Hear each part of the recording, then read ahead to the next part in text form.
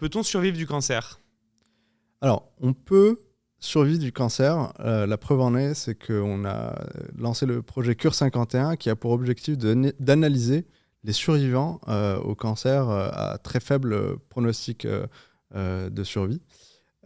Et donc, on se concentre sur 3 cancers. Le glioblastome, donc le cancer du cerveau, poumon petite cellule et le pancréas, qui tous les 3 en fait, ont un taux de survie inférieur à 2%.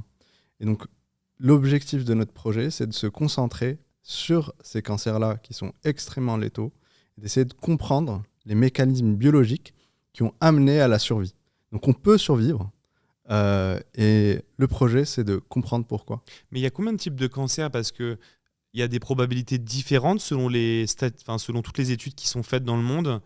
Est-ce qu'il y a des cancers, par exemple, auxquels on est presque sûr de guérir ou pas ?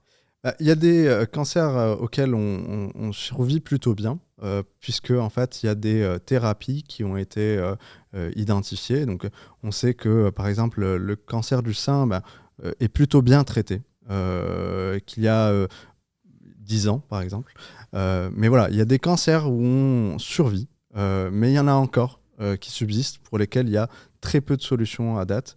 Mais malgré tout, on va avoir des survivants et tout l'objet, c'est d'essayer de comprendre les mécanismes qui ont fait ces survies-là.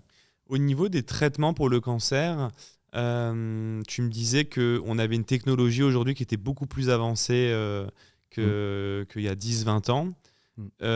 Ça va être quoi l'incidence de ces technologies beaucoup plus puissantes sur les traitements pour le cancer ? Alors, ces dernières années, il y a des technologies qui ont permis d'analyser des environnements, donc du spatial, environnements tumoraux, et à des très hautes définitions. On parle de 2 microns. Donc on arrive à avoir des images intracellulaires. C'est extrêmement important parce qu'on va avoir des masses de données qui sont énormes, combinées à des nouvelles technologies comme le deep learning, etc. On va pouvoir analyser tout ça de manière extrêmement rapide, avec des puissances de calcul qui sont décuplées.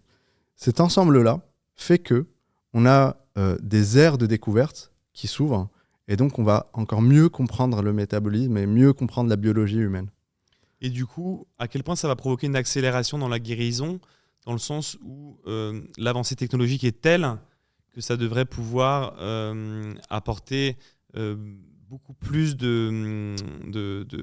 d'innovation pour trouver des solutions.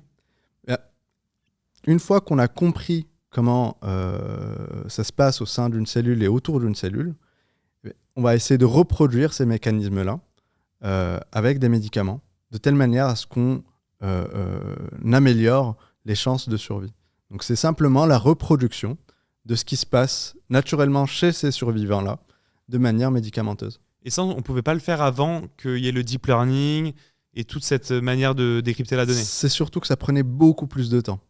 On va compresser tout ce savoir-là maintenant en ayant énormément de données supplémentaires. Donc on va pouvoir avoir des dimensions d'analyse qu'on n'avait pas auparavant. On approchait les réponses et on arrivait à trouver des solutions, mais jusqu'à maintenant, on n'avait pas la capacité de calcul qu'on a actuellement, on n'avait pas la capacité de compréhension avec toutes les dimensions auxquelles on a accès actuellement. Donc bien évidemment qu'on va aller beaucoup plus vite. Donc là, si on a des méthodes de calcul par exemple, qui sont 10 fois plus rapides, est-ce que tu penses qu'on pourrait guérir le cancer 10 fois plus vite ? C'est-à-dire que, est-ce que c'est possible que avant d'ici 2030, du coup, vu que la courbe est exponentielle, on puisse trouver des nouvelles solutions selon toi ? Il faudra se concentrer bien sûr par type de cancer, mais bien évidemment, on va aller pas forcément 1 pour 1, c'est-à-dire 10 fois plus vite si on a 10 fois plus de données, mais on va bien évidemment diviser par 2, par exemple, certains temps et surtout les cycles de R&D. Donc forcément, on va aller plus vite vers des thérapies. En tout cas, quel que soit le cancer qu'on a, est-ce qu'on peut guérir ? Oui. Et après, c'est une question de probabilité et de traitement. Mais on peut guérir de l'ensemble des cancers. Est-ce qu'il y a des cancers qui sont incurables ? Alors, les cancers que j'ai évoqués, à savoir le glioblastome, le pancréas et le poumon petite cellule, sont réputés incurables. Mais pourtant, 2% quand même des patients survivent. Donc, je peux donner un message d'espoir en disant, Ok. bien évidemment, en fait, il y a des cancers qui sont réputés incurables, mais certaines personnes survivent Donc quand ça même. n'existe pas aujourd'hui un cancer dans lequel 100% des gens décèdent suite à ce cancer-là. Ça n'existe pas. Non. Ok. Donc je pense que c'est un message d'espoir de se dire que quel que soit le cancer qu'on a, on a une chance plus ou moins forte. Après, tu penses quoi de détecter le cancer?